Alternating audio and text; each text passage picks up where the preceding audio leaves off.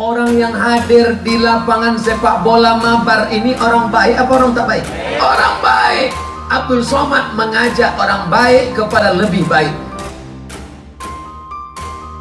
Kalau kamu nyari dakwah yang sudah orang steril, sudah soleh semua, itu orang Jawa nguyai segoro, sekaruan soleh kok bu. Jadi memang tantangannya dakwah itu ke objek yang kita nggak siap. Nggak siapnya mungkin kita beda agama, mungkin beda kultur, beda kesolehan tuh. Mengajak orang dari jalan setan ke jalan Allah. Nah, tapi ada kawan kita di terminal sana, dia bukan ustadz, dia bukan ustazah. Orang sekarang tuh nggak siap dakwah orang yang ahli maksiat. Dulu tuh zaman Nabi dakwah itu malah nggak sekedar maksiat, masih kafir yang didakwai. Pertama Quran turun tidak ada qul ya ayyuhan nahdiyun, qul ya ayyuhal muhammadiyun, yang ada malah qul ya ayyuhal kafirun, karena yang didakwai orang kafir.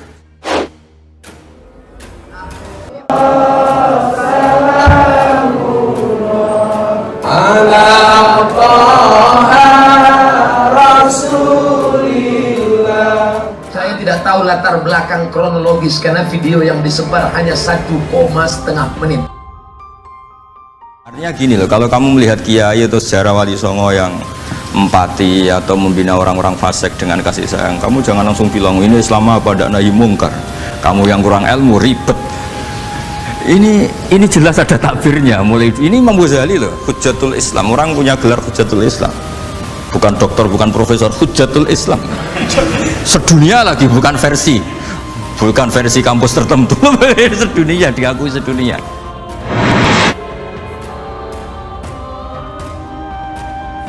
Tapi kalau mau mengolok-olok ayat Allah, mengejek-ejek selawat Rasulullah, maka laknat Allah akan siap mengundang turun ke bawah. Banyak kiai-kiai sing ngalahi dakwah ning perempuan kados di Al-Bukhari napa sinten mawon. Riyen nak kolongan kiai Gus Mek mulai lonte didakwahi mulai ora bener ya apa? Tapi berapa ribu orang yang tobat karena Gus. Berapa ribu orang yang tobat karena Gus. Dia orang biasa, tapi dia mengajak preman bertato tegap. Ayo sholat bro. Jangan kau ajak aku. Di mana-mana dokter tuh cari orang sakit. Makanya di NU itu banyak kiai-kiai yang nangani orang-orang fasik. Boleh kamu mengkafir-kafirkan aku, boleh kamu mensesatkan aku, boleh menyalahkan aku, tapi jangan halangi mereka untuk kembali bermesraan dengan Tuhan, dengan Rasul.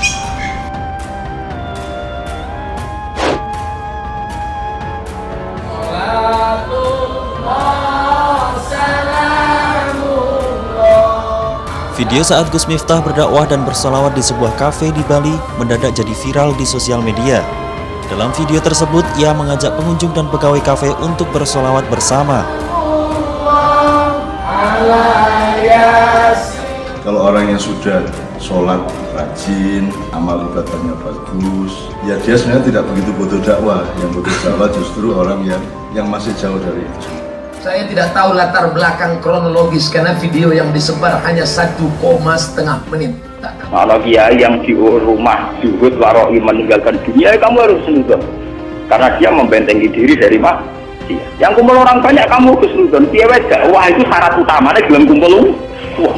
Tak tahu apa latar belakangnya. Kalau yang berdakwah mengajak orang dari jalan setan ke jalan Allah dengan niat baik, mudah-mudahan dia mendapat kebaikan. Ada orang itu melihat temannya maksiat, saudaranya maksiat, bawaannya malah tambah suka, tambah sayang. Karena itu dianggap sarana menarik simpati, kemudian berharap nanti menjadi baik. Tapi itu percontohan yang diceritakan wali-wali som. Allahu Akbar walillahil hamd. Allahu Akbar, Allahu Akbar, Allahu Akbar. Tapi kalau mau mengolok-olok ayat Allah, mengejek-ejek selawat Rasulullah, maka laknat Allah akan siap mengundang turun ke bawah. Artinya gini loh, kalau kamu melihat kiai atau sejarah wali songo yang empati atau membina orang-orang fasik dengan kasih sayang, kamu jangan langsung bilang ini Islam apa, tidak nahi mungkar. Kamu yang kurang ilmu ribet. Ini jelas ada takbirnya. Mulai ini Imam Ghazali loh, Hujjatul Islam. Orang punya gelar Hujjatul Islam. Bukan dokter, bukan profesor, Hujjatul Islam. Sedunia lagi, bukan versi kampus tertentu. Sedunia, diakui sedunia. Antusiasme atau para pekerja di sini terkait dengan adanya kegiatan seperti ini? Oh senang. Orang kalau puasa aja mereka udah berhenti 1 bulan aja udah, Mbak kapan pengajian, Mbak kapan siraman rohani, udah pada nanyain. Ada terusannya, wala yu'athirul muqata'ah wat taba'ud. Dan dia tidak ngambil sikap memutus hubungan dengan yang sedang maksiat. Jadi bawaannya malah yang duru ilahi bi'aini rahmah dan tidak muqata'ah. Tapi tentu ya tidak muqata'ahnya karena niat bina ya. Beredar video saat Gus Miftah mendatangi klub malam. Gus Miftah dikenal sebagai pendakwah yang mengambil jalan tidak lazim dalam menyebarkan dakwahnya.